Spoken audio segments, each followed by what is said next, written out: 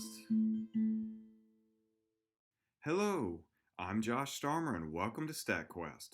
Today we're going to talk about odds ratio circles. 79. We also know that 140 of these people have the mutation. We've got a bunch. Great! Now that we've got that cleared up, what can we do with odds ratios? Here's an example of the odds ratio in action. We've got a bunch of people, 356 to be exact. 29 of these people have cancer, and 327 do not. We also know that 140 of these people have the mutated gene. I'm just going to let you imagine which gene I'm talking about here.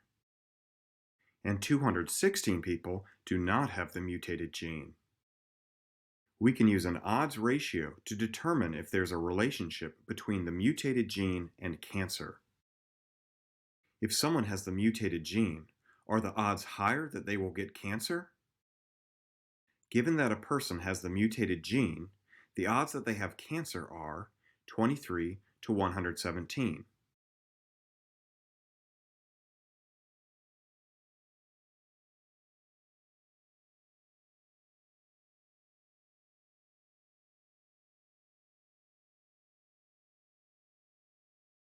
So we'll put that on top of the odds ratio. And given that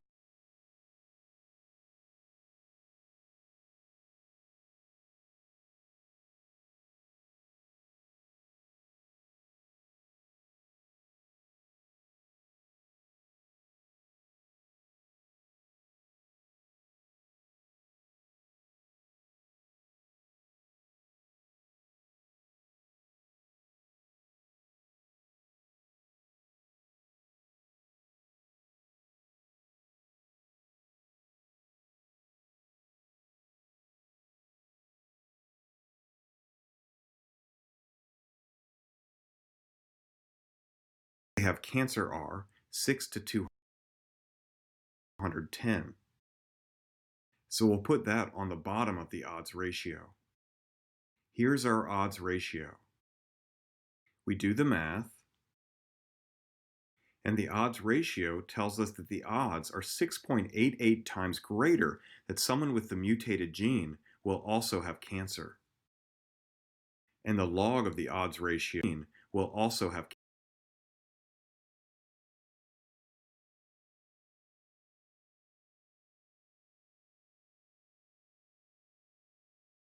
cancer. And the log of the odds ratio is 1.93. Small bam. What does all this mean? The odds ratio and the log of the odds ratio are like r squared. They indicate a relationship between two things. In this case, a relationship between the mutated gene and cancer. And just like r squared, the values correspond to effect size. Larger values mean the mutated gene is a good predictor of cancer. Smaller values mean that the mutated gene is not a good predictor of cancer. Bam! However, just like r squared, we need to know if this relationship is statistically significant. So let's do it. There are three ways to determine if an odds ratio, or log of an odds ratio, is statistically significant. 1. Fisher's exact test. 2. A chi-square test. And 3. The Wold test. One super annoying thing is that there is no general consensus on which method is best, and people often mix and match. Some people will use Fisher's exact test, or the chi-square test to calculate a p-value, and use the Wold test to calculate a confidence interval. And some people are happy to let Wald do all the work, calculate the p-value and the confidence interval. The last method ensures that the p-value and confidence interval will always be consistent, but check and see what other folks do in your field to find out what is most acceptable. So let's start with Fisher's exact test. Step 1. Watch the step.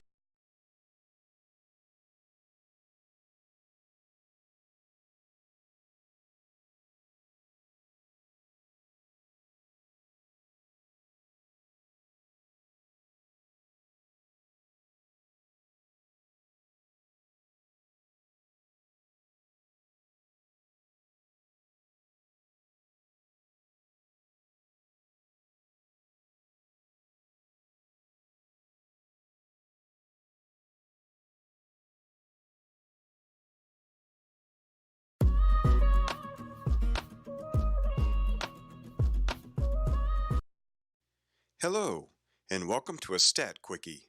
Today we're going to talk about Fisher's exact test and enrichment analysis. But first, let's eat some M&Ms. I want to share some with my friends, so I just take one handful and get 7 blue and 1 red. What does this say about the distribution of colors in the bag? Do I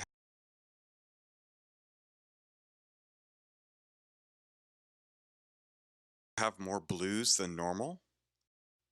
Lastly, can I calculate a p-value from this delicious sample? This bag's supposed to have 2 servings, and I think a serving of M&Ms is 20 M&Ms, so there must be 40 M&Ms in the bag. I looked up the proportions of the different colors of M&Ms on the internet, and this is what I found. So on the right, we have a histogram of an idealized bag of M&Ms. I'm going to use the histogram of the ideal bag of M&Ms based on the proportions I got off the internet and my sample, my handful of M&Ms, to determine if my bag is special. In this example, I don't care about the order of how the M&Ms fell into my hand, so let's consider every possible ordering of 7 blue and 1 red as legit. Let's start by calculating the probability of getting 7 blue M&Ms followed by a single red M&M. The probability that the first M&M is blue equals 8 divided by 40. 8 because there are 8 blue M&Ms divided by 40 because there are 40 M&Ms total. Now that I've got 1 M&M in my hand, there are only 7 blue M&Ms left in the bag. The probability that the second M&M is blue equals 7 divided by 39. 7 because there are now only 7 blue M&Ms in the bag, divided by 39 because there are only 39 M&Ms. Now there are only 6 blue M&Ms left in the bag. The probability of getting a third blue M&M is 6 over 38, leaving 5 blue M&Ms left in the bag. And by now, you've probably grasped the pattern for how we determine the probabilities for getting a sequence of blue M&Ms. Once we have calculated the probabilities for getting 7 blue M&Ms in our hand, we can now calculate the probability of getting 1 red M&M. That's just 5 over 33. 5 because there are 5 red M&Ms, divided by 33 because there are 33 M&Ms left in the bag at this point. Now, just multiply all those probabilities together to get the probability of getting 7 blues followed by 1 red. And that just equals a really small number. That's rare, but remember, we don't care about order. There's more work to do to get the probability of 7 blues and 1 red in any order. To calculate the probability of getting 7 blues and 1 red, we have to add together the probabilities of each probability. It'll do the work for us. Anyways, the probability is still really small. Now what's the p-value? If you'll remember from the p-value stat quest, sometimes you can have very small probabilities but really large p-values. And remember, a p-value is the sum of the probabilities of all things equally rare or rarer. This is all covered in the stat quest on p-values. So that includes adding the probability of getting 8 blues in a row, or 7 oranges and 1 blue, because that's equally rare. And actually, there are a lot of different ways you can come up with things that are equally rare or rarer. Too many to put on this stat quickie, so we're just going to skip to the chase. Again, good thing we have computers.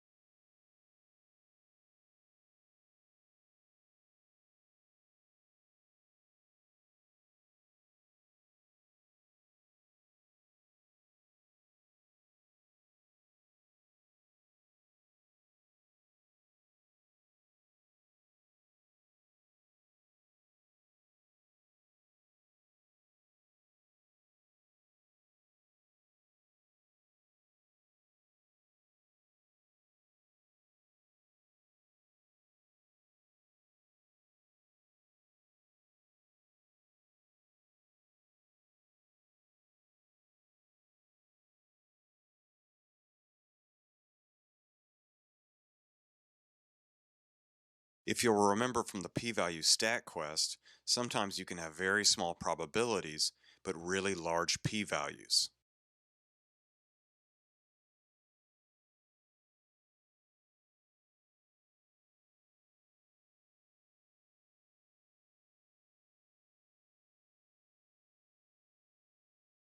And remember, a p-value is, so that includes adding and one blue,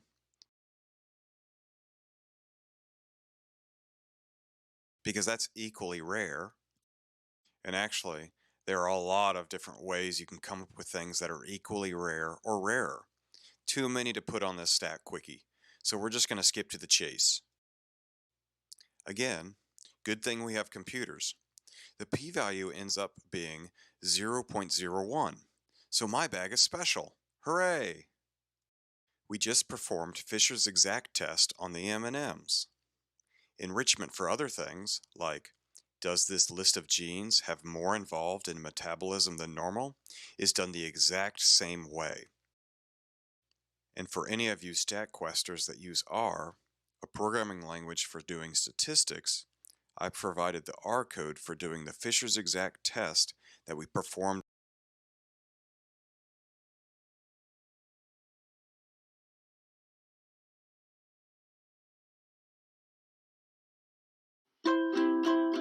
When the equations seem too complicated, StatQuest to the rescue. Hello, and welcome to StatQuest. StatQuest is brought to you by the friendly folks in the genetics department at the University of North Carolina at Chapel Hill. Today we're going to talk about p-values. People often think that p-value means probability. They are related, but not the same. Let's look at a simple example to learn more. Our simple example is just going to be flipping a coin 2 times. That's about as simple as it gets. The first time we flip the coin, 50% of the time we'll get heads, and 50% of the time we'll get tails. And the second time we flip the coin, again, 50% of the time we'll get heads, and 50% of the time we'll get tails. What's the probability of getting 2 heads in a row?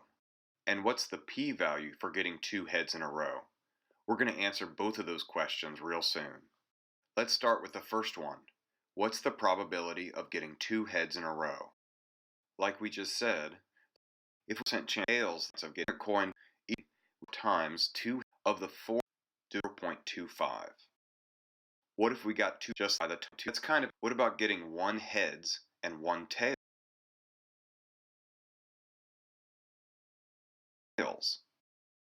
And 1 head twice as likely to get a head. Care about the order. Usually, the order of things doesn't matter. For example, if we are interested in mouse weights, it doesn't matter if we weigh mouse X before or after mouse Y. Weighing mouse X first or second won't change mouse Y's weight. Here's a biological example. Instead of H meaning heads, assume H is one allele for a gene and T is the other allele for a gene.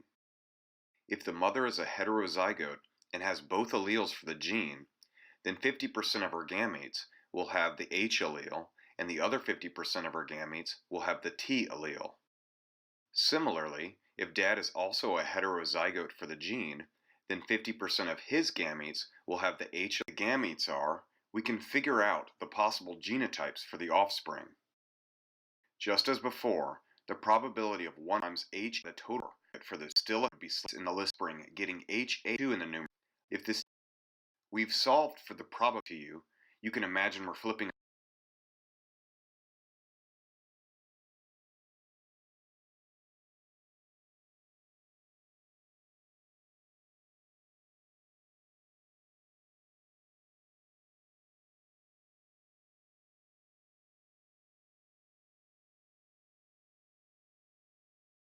a coin again. We've solved for the probability for getting HH.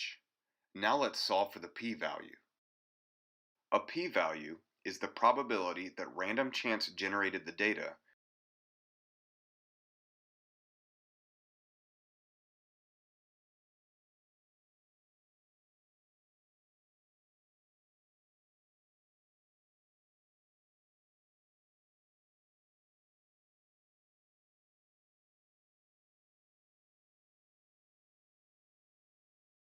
or something else that is equal or rarer. A p-value consists of 3 parts. The first part is the probability that random chance generated the data that you observed. We've already taken care of this first part. We've worked out the probability for getting 2 heads or 2 H alleles. The second part of a p-value is to add anything else in the outcomes that has equal probability. That is to say, getting 2 T's is considered equal to getting 2 H's since it has the same probability of occurring. We already worked out that probability as well. The last part of a p-value is to add on anything that's even rarer than what you observed. Since there are no outcomes that are rarer than getting HH, this part is equal to 0. Adding up the 3 parts, the p-value for HH is 0.5. To summarize this example, the probability of getting HH is 0.25. The p-value for getting HH is 0.5. In this case, these two values are not equal. Okay, so now that we've looked at a simple example, let's move on to a slightly more complicated example. Now we're going to flip the coin 5 times, and if we get heads each time, what's the probability of that?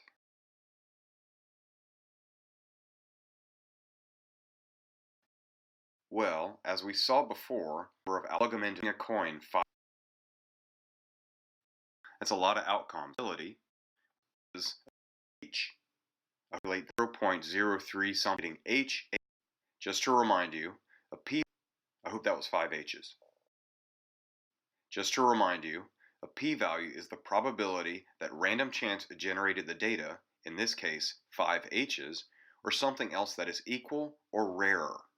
In this case, there is nothing rarer than H, H, H, H, H, so we'll ignore this last part, just like before.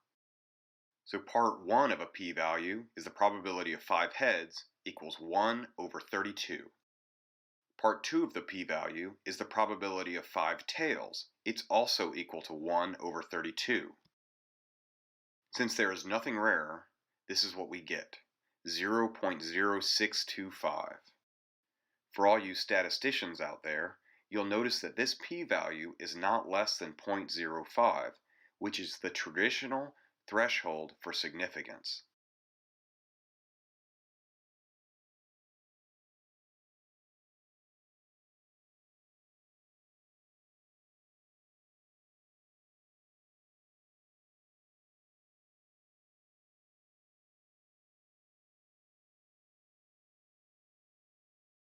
Even though the probability of getting 5 heads in a row is smaller than 0.05, the p-value isn't, so we wouldn't think it's all that unusual to get 5 heads in a row. What about getting 4 heads and 1 tail? Well, calculating the probability is easy. The total is 0. Random chance generated the data, and in this case, case the data is 4 heads and 1 tail, there are 2, so we start with the probability equivalent probability value equal to 0.375.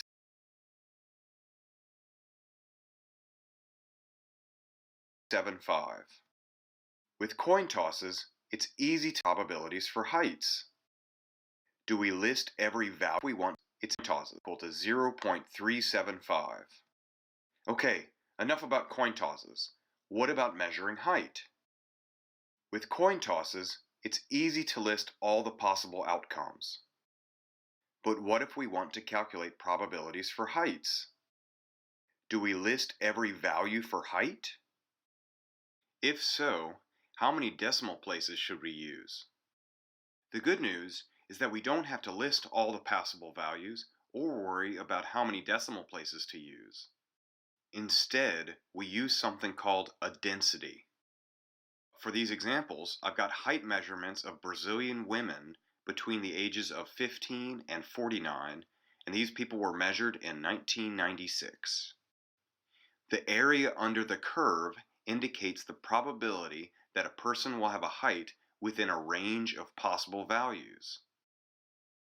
95% of the area under the curve is between 142 centimeters and 169 centimeters, indicating that most Brazilian women are between these two values.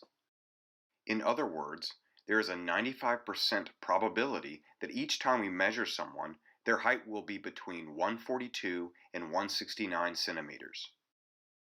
2.5% of the total area under the curve, there's a 2.5% probability that each time we also 2 centimeters. When we measure a Brazilian woman, their height will be less than 142 centimeters. Areas under the curve. For example, the p-value for someone who is 142 centimeters tall is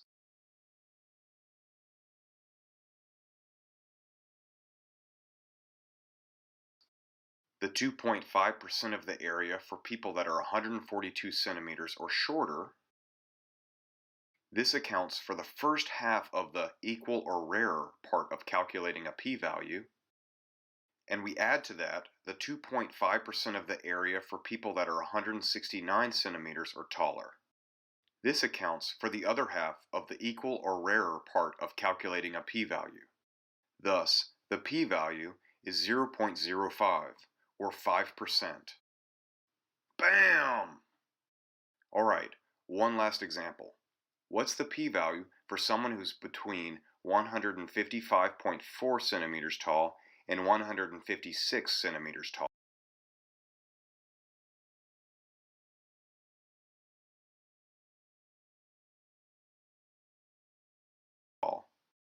Note, the probability of someone being between 155.4 and 156 centimeters is only 0.04, or 4%. The red area under the curve is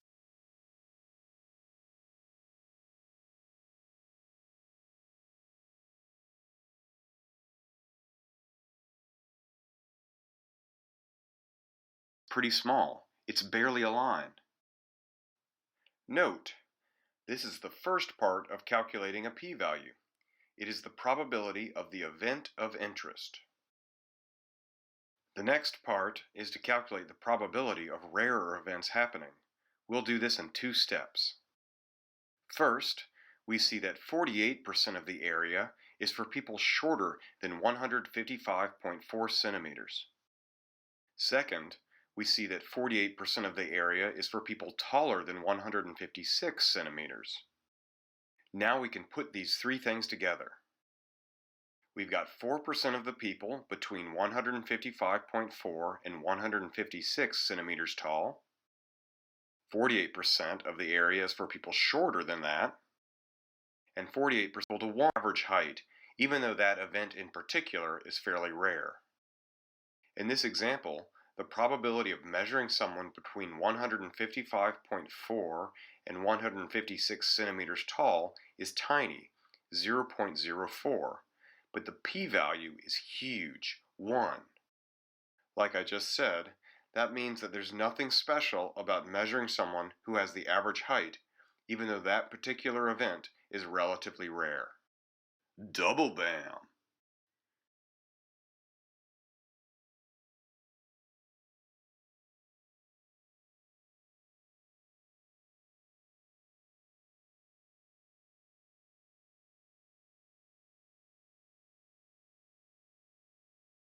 StatQuest on enrichment analysis using Fisher's exact test and the hypergeometric distribution. Bam! Now think of the people as a bag of tasty M&Ms. People with cancer are represented by 23 plus 6 equals 29 red M&Ms. People without cancer are represented by 117 plus 210 equals 327 blue M&Ms.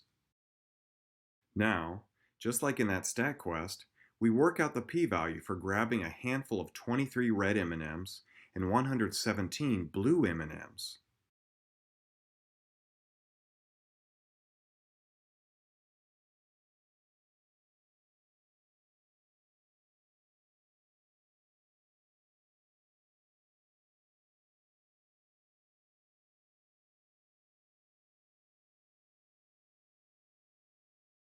And just like in that stat quest, we use a computer and it says the p-value equals 0.00001.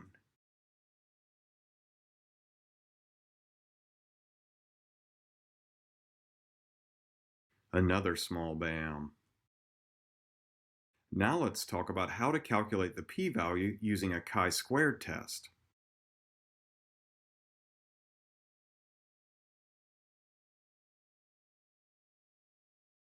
The chi-square test compares the observed values to expected values that assume there is no relationship between the mutated gene and cancer.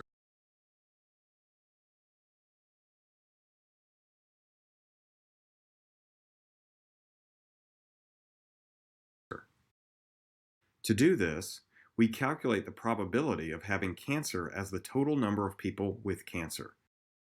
That's 29. So the probability of having cancer is 0.08. 117 equals 140 people with the mutation 20.08.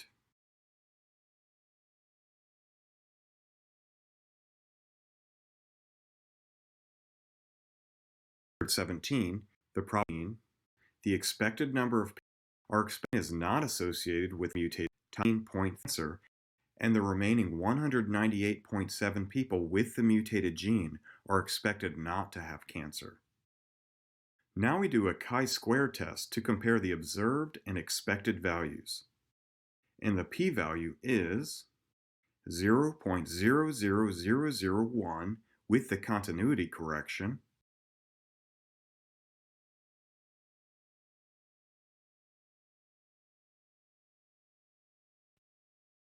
and 0.000004 without the continuity correction. If you're not familiar with the chi-square test, don't panic. We'll do a stat quest on it.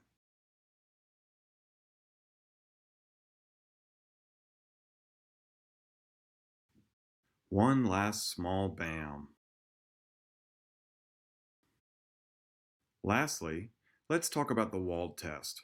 This test is commonly used to determine the significance of odds ratios in logistic regression and to calculate confidence intervals.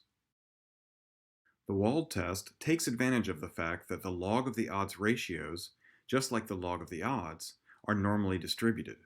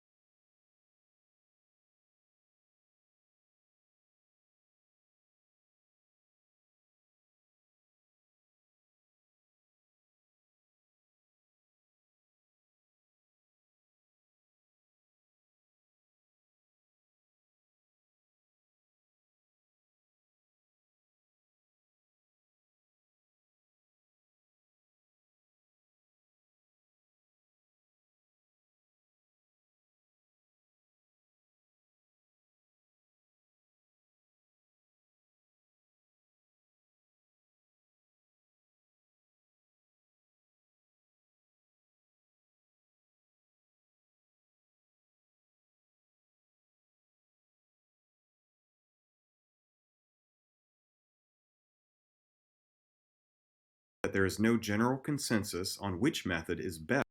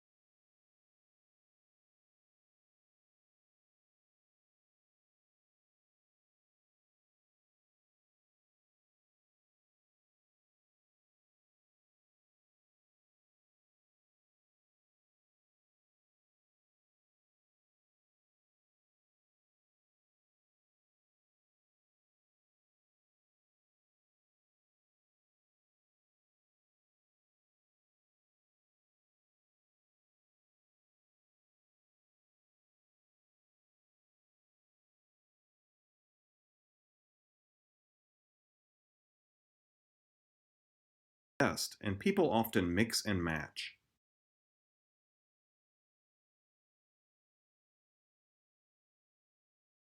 Like the log of the odds, are normally distributed.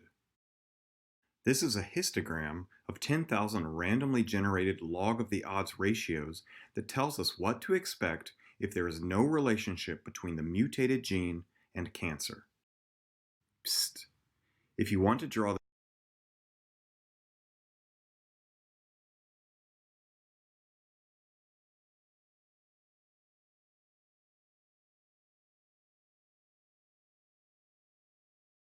of the odds ratios, just like the log of the odds, are normally distributed. This is a histogram of 10,000 randomly generated log of the odds ratios that tells us what to expect if there is no relationship between the mutated gene and cancer. Psst. If you want to draw this histogram at home, randomly pick a total number of people between 300 and 400. We do this to simulate the fact that if we repeated this experiment, we might not get the exact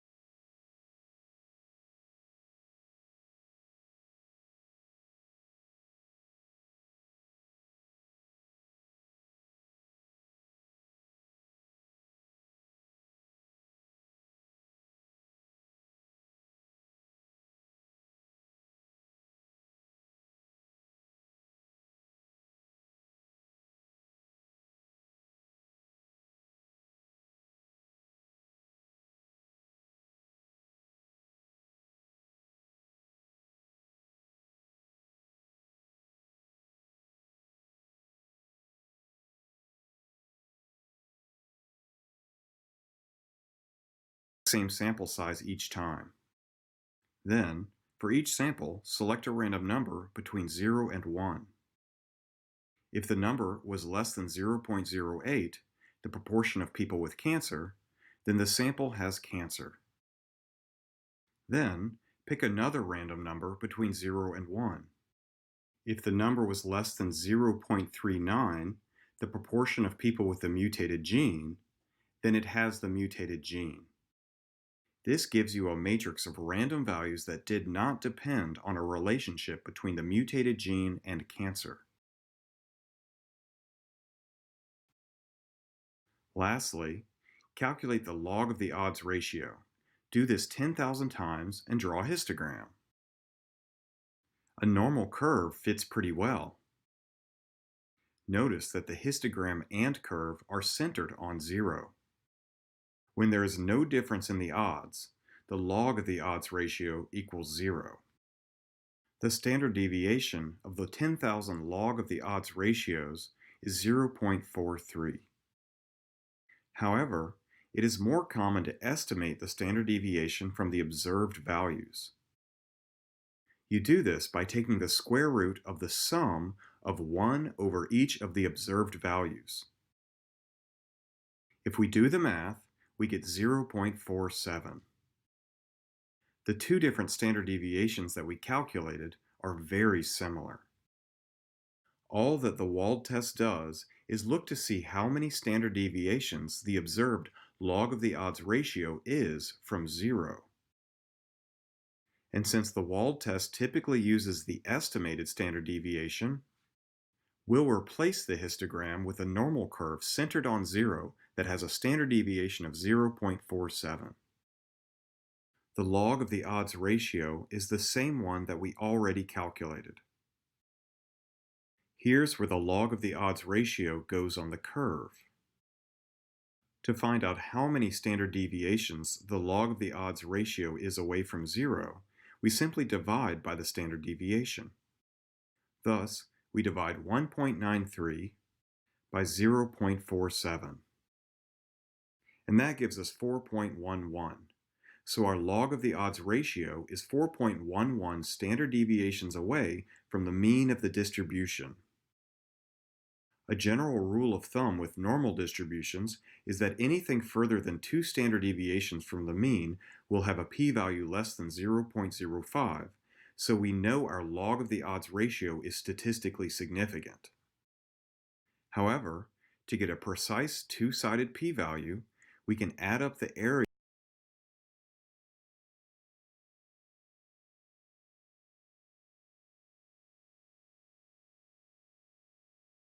under the curve for points greater than 1.93 and for points less than negative 1.93. However, this is traditionally done using a standard normal curve, i.e., a normal curve with mean equals 0 and standard deviation equal to 1. And that means adding up the areas under the curve for points that are greater than 4.11 and for points that are less than negative 4.11, where 4.11 is the number of standard deviations that the log of the odds ratio is away from the mean. Ultimately, the p-value that the mutated gene does not have a relationship with cancer is 0.00005. Double bam!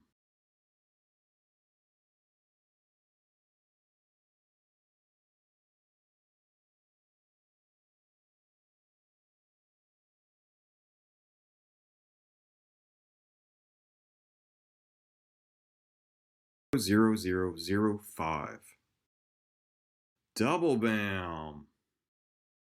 Before we go, here are some final thoughts about the 3 different statistical tests we can use with the log of the odds ratio. When I generated the 10,000 random log of the odds ratios, I performed all 3 tests on them.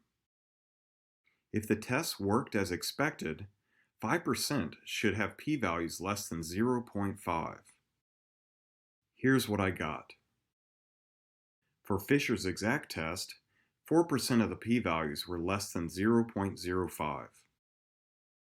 For the chi-square test, with the continuity correction, 3% of the p-values were less than 0.05. Without the continuity correction, 5% of the p-values were less than 0.05. For the Wold test, 5%. All of the tests did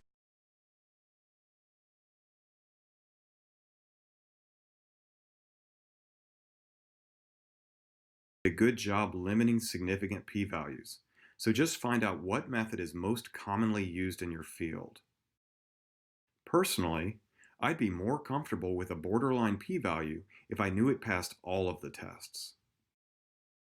In summary, an odds ratio is just a ratio of odds, and a log of the odds ratio is just, wait for it, the log of an odds ratio.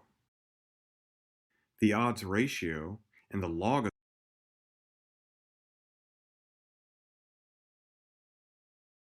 the odds ratio tells us if there is a strong or weak relationship between two things, like whether or not having a mutated gene increases the odds of having cancer.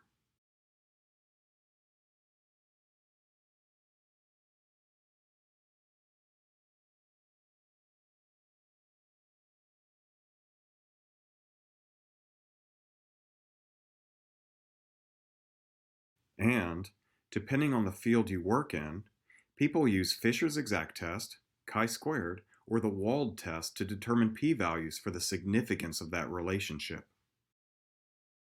Hooray!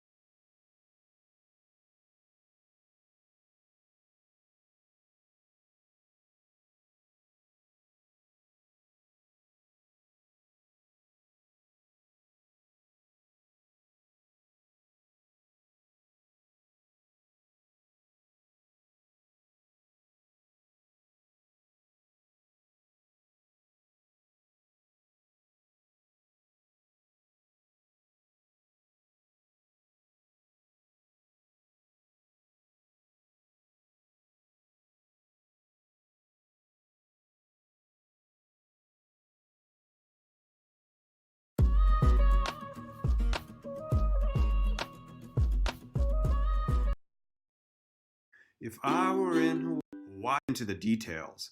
This is part one of a series of videos I'm going to do on logistic regression. This time we're talking about coefficients. This stat quest follows up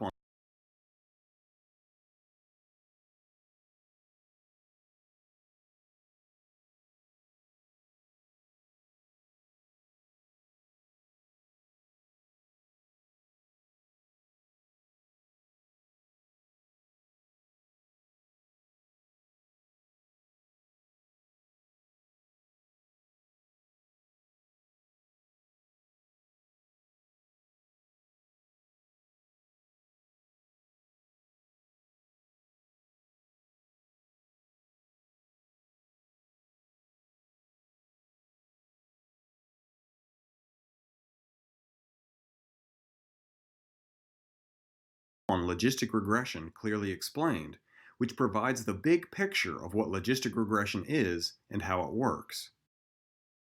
In this video, I want to dive deeper into how logistic regression works. Specifically, we'll talk about the coefficients that are the result of any logistic regression. We'll talk about how they are determined and interpreted. We'll talk about the coefficients in the context of using a continuous variable like weight to predict obesity, and we'll talk about the coefficients in the context of testing if a discrete variable, like whether or not a mutated gene, is related to obesity. Whether or not the coefficients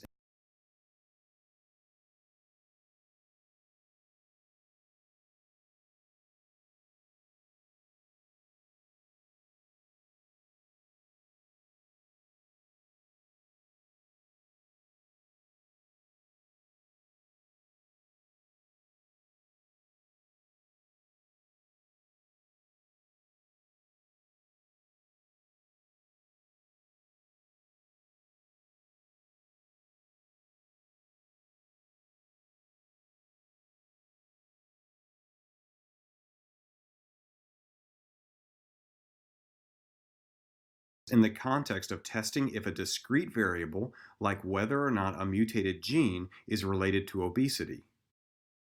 Before we dive into the details, let's do a quick review of some of logistic regression's main ideas to make sure we're all on the same page. In this example, the y-axis is the probability a mouse is obese.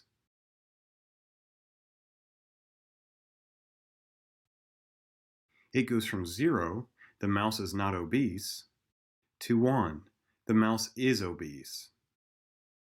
The dotted line is fit to the data to predict the probability a mouse is obese given its weight.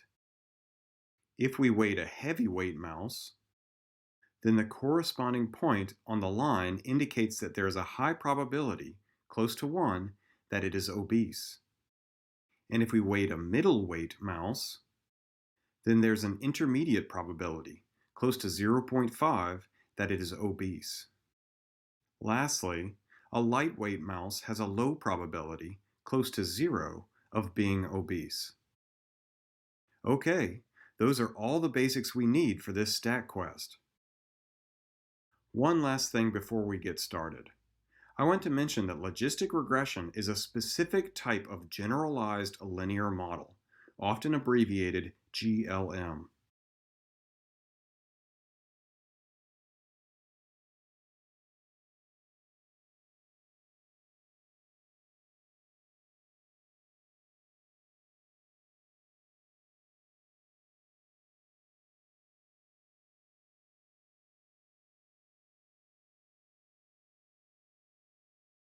Generalized linear models are a generalization of the concepts and abilities of regular linear models, which we've already talked about in many stat quests. That means that if you're familiar with linear models, then you are well on your way to understanding logistic regression. We'll start by talking about logistic regression when we use a continuous variable, like weight, to predict obesity. This type of logistic regression is closely related to linear regression, a type of linear model. Like weight is closely related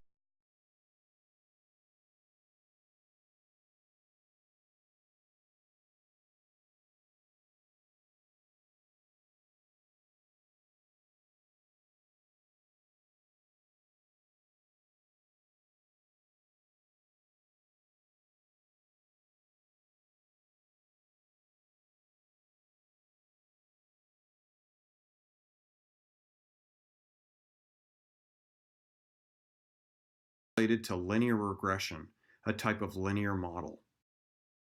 So let's do a super quick review of linear regression. Shameless self-promotion.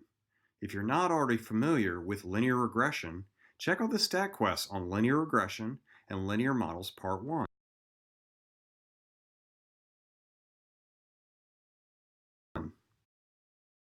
Okay, we start with some data, and we fit a line to it. And this is the equation for the line. It has a y-axis intercept and a slope. And we plug in values for weight to get predicted values for size. So, even though we didn't measure a mouse that weighed 1.5, we can plug 1.5 into the equation and predict that mouse to have size 1.91. And a mouse with weight 1.5 and size 1.91 would end up on the line at this point. Now, even though it's silly, the equation can predict the size of mice with weight equals 0. That's just the y-axis intercept, 0.86. And we can even predict the size of mice with negative weights. I'm pointing this out because the fact that we are not limiting the equation to a specific domain and range makes it easier to solve. And this has a big effect on how logistic regression is done.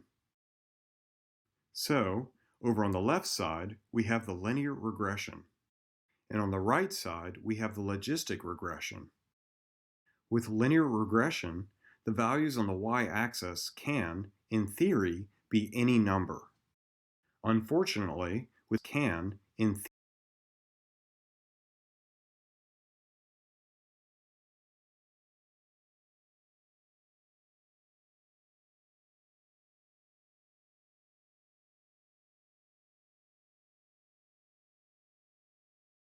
theory, be any number. Unfortunately, with logistic regression, the y-axis is confined to probability values between 0 and 1. To solve this problem, the y-axis in logistic regression is transformed from the probability of obesity to the log odds of obesity. So, Just like the y-axis in linear regression, it can go from negative infinity to positive infinity.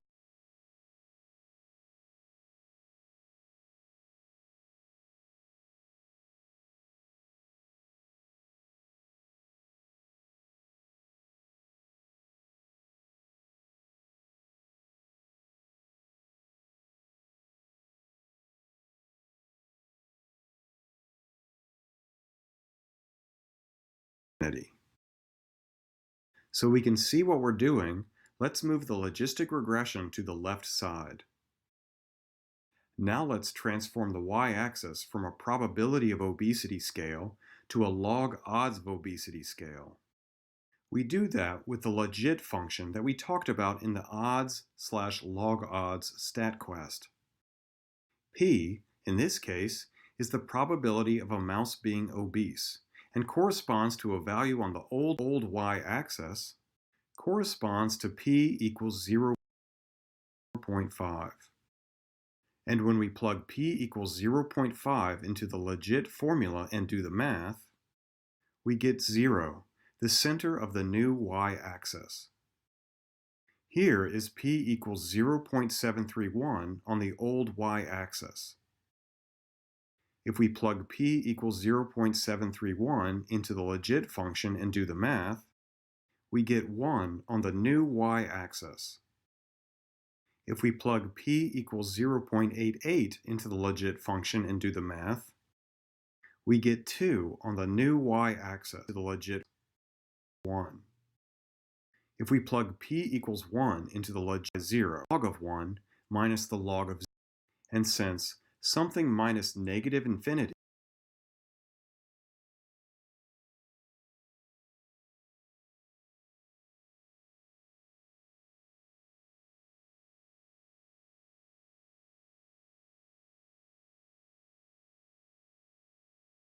equals positive infinity, this whole thing is equal to positive infinity. This means the original samples that were labeled obese are at positive infinity on the new y-axis. As a result, the original y-axis from 0.5 to 1 is stretched out from 0 to positive infinity on the new y-axis. Similarly, 0.5 to 0 on the old y-axis is stretched out from 0 to negative infinity on the new y-axis. Ultimately, we end up with the log of the odds of obesity on the new y-axis. And the new y-axis transforms the squiggly line into a straight line. The important thing to know is that even though the graph with the squiggly line is what we associate with logistic regression, the coefficients are presented in terms of the log odds graph. In the StatQuest Logistic Regression Details Part 2, Fitting a Line with Maximum Likelihood, we'll talk more about how this line is fit to the data. But for now, just take my word for it that this is the best fitting line. Just like with linear regression, the best fitting line has a y-axis intercept and a slope. The coefficients for the line are what you get when you do logistic regression.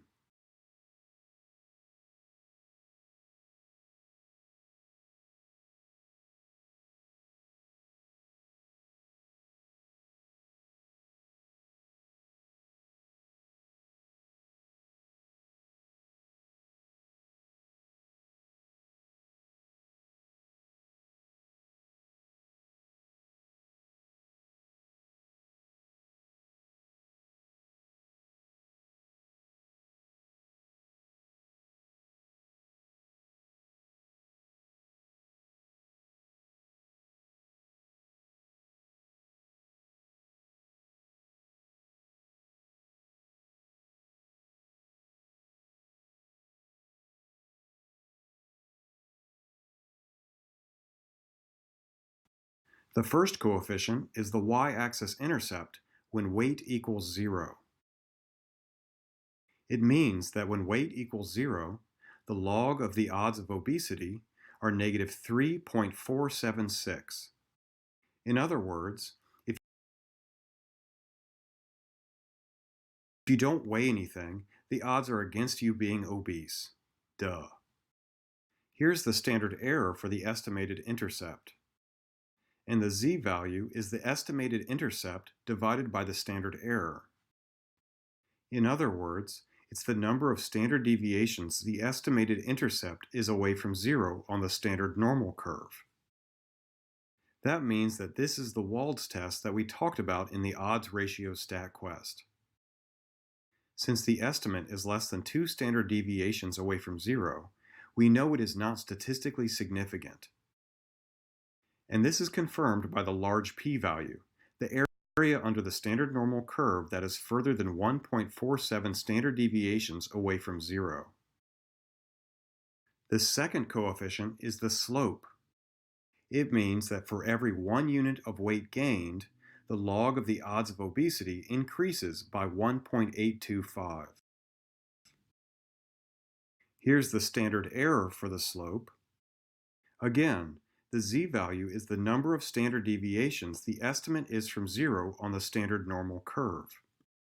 And again, the estimate is less than 2 standard deviations from zero, so it is not statistically significant. This is no surprise with such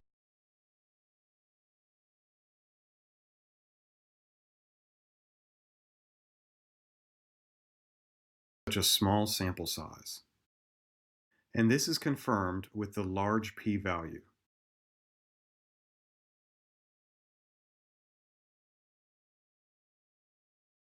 Double bam!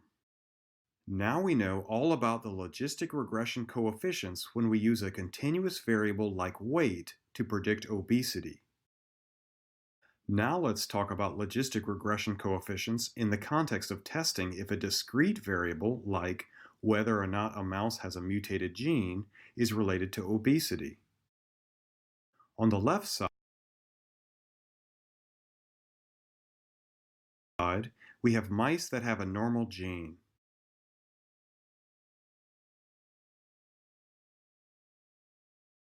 And on the right side, we have mice with a mutated gene.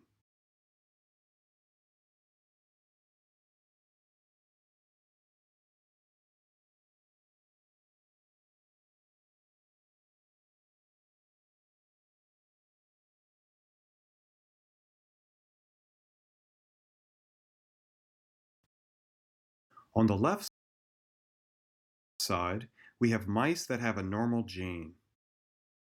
And on the right side, we have mice with a mutated gene.